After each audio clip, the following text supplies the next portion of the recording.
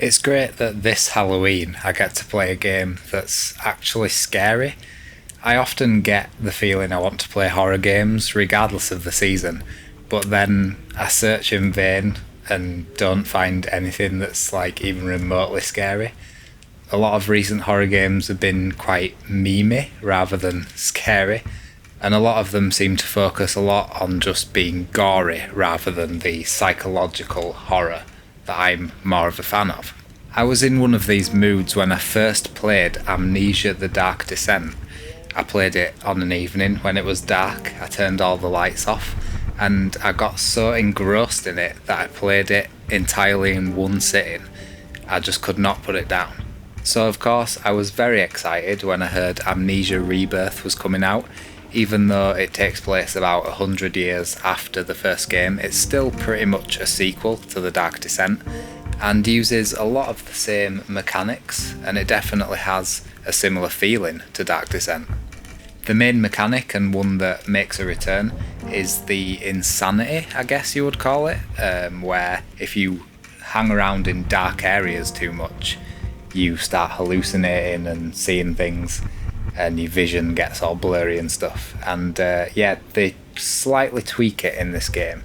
Instead of having proper full-on hallucinations, which I believe were actually both scripted events and sort of the weird blurry effect in the original, you just kind of get this black tentacly thing coming around your eyes.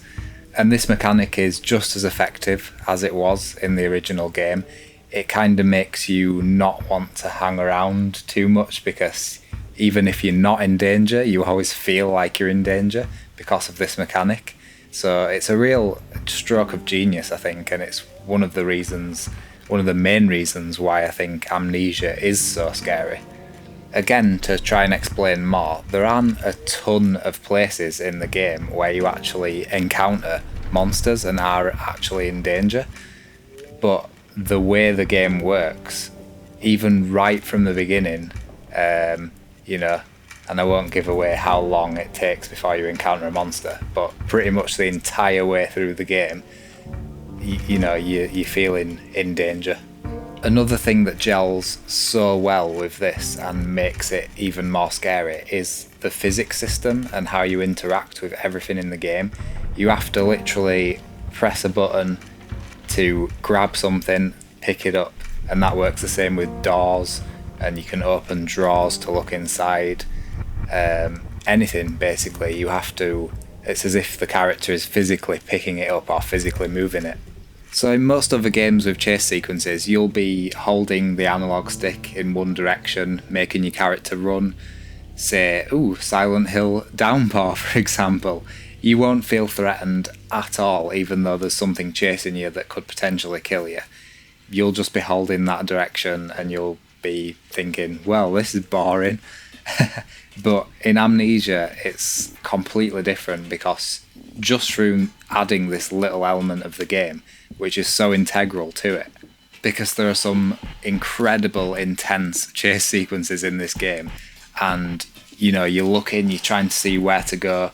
You might have to run through a bit of darkness and decide whether you want to, use your lantern, because you get a limited amount of lantern oil in the game, and also you use matches, but you can't use them as much when you're running because they'll just blow out straight away. And then you'll get to a door and you will have to actually interact with the game rather than just running straight through it and everything happening automatically. And then there's other moments where you might have to crawl through a little space, but there's like big bricks in the way, so you'll have to be wary of your surroundings constantly because there's something chasing you. You'll have to pick up these big bricks and maybe just squeeze through in time. And yeah, moments like that are some of the best in the game. And I don't think many other games have done these chase sequences as well as Amnesia Rebirth has done.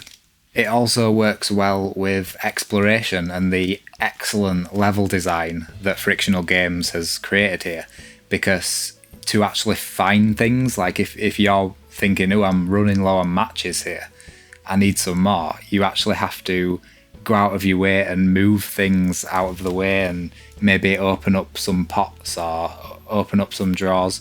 You actually have to engage with your environment. This time, rather than all being set in a castle, a lot of it is set around an area of the Sahara Desert, and there's some gorgeous views, and again, the level design is really great. There's a bit where you've just come out of a cave and there's a flowing stream going down to an oasis, and it's all really beautiful. There is actually a small castle area you do roam around in this game, and it's all, as you would expect, I think Ottoman style architecture, Middle Eastern, North African style, which is really cool. As you progress through the game, the environments become sort of more and more otherworldly, and there's a lot of room that I think the developers had for experimentation and building on the lore as well through the level design.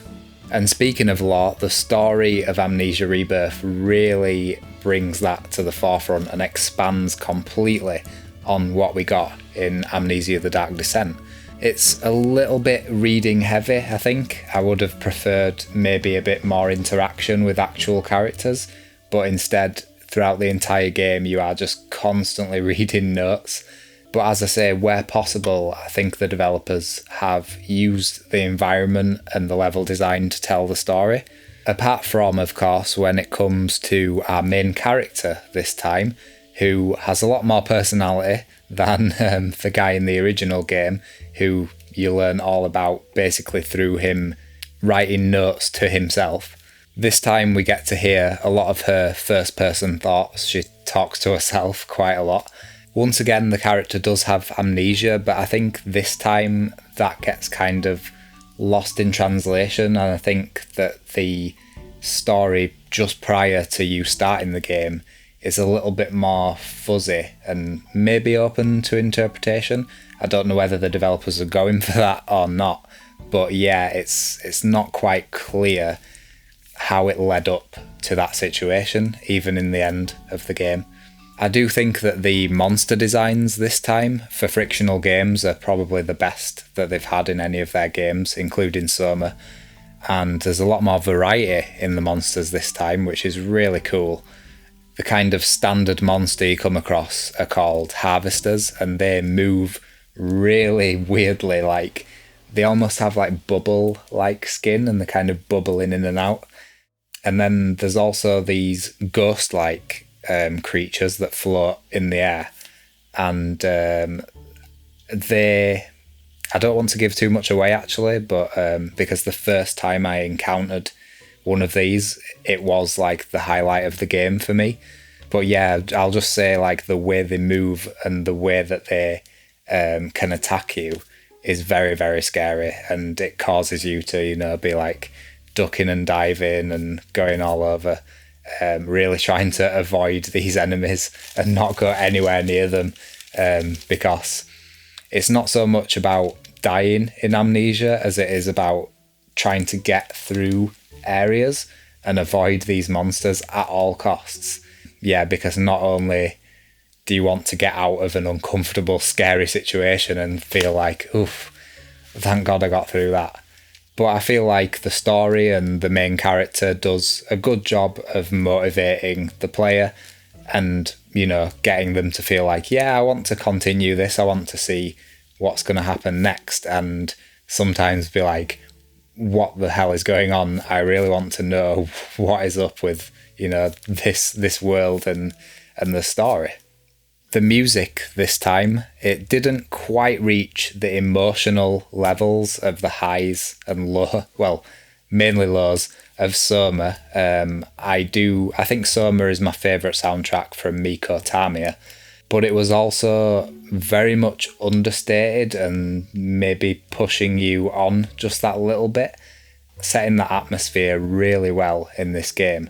There's a lot of bowed cymbals, drones, just really understated stuff. But then, as I say, in those chase sequences, that's when we get a little lift and then calming it back down straight away again.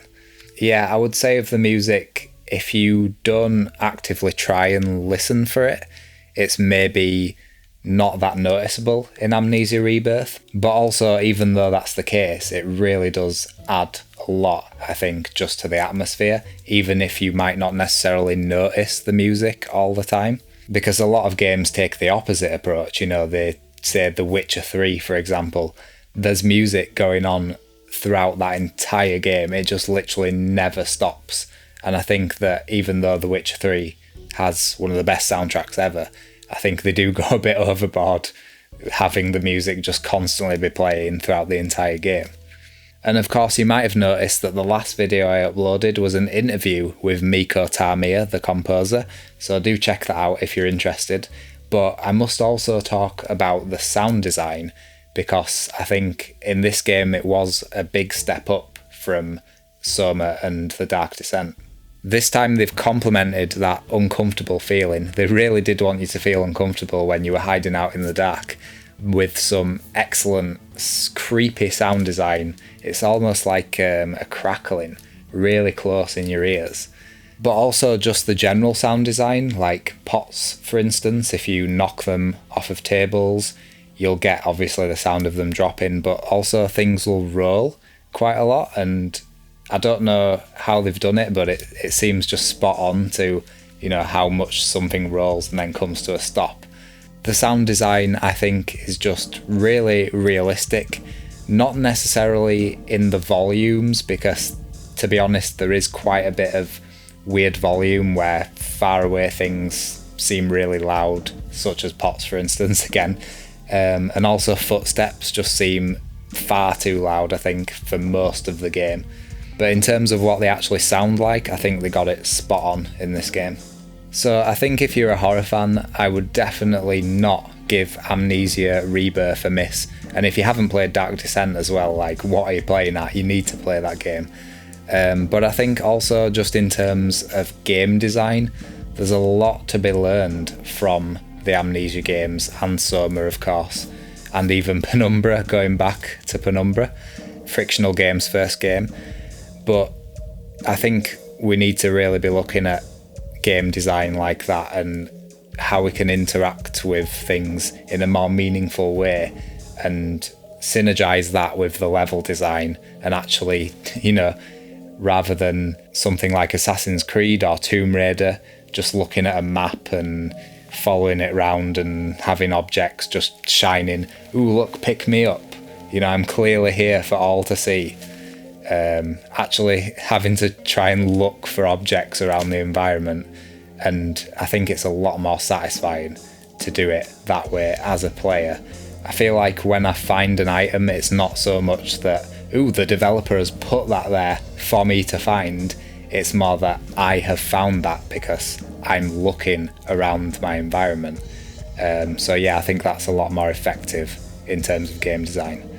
So that was my review of Amnesia Rebirth. You may have noticed on the channel I'm doing a bit more longer reviews now, and doing big scripts and putting it into like sections of story, gameplay, you know, stuff like that. But I also don't want to just take ages to bring out reviews all the time, so I thought that Amnesia Rebirth, you know, deserved a review, but not necessarily a really in-depth one. But I hope you enjoyed nonetheless. Thank you very much for watching. I've been Jake of The Retro Perspective, and I'll see you next time.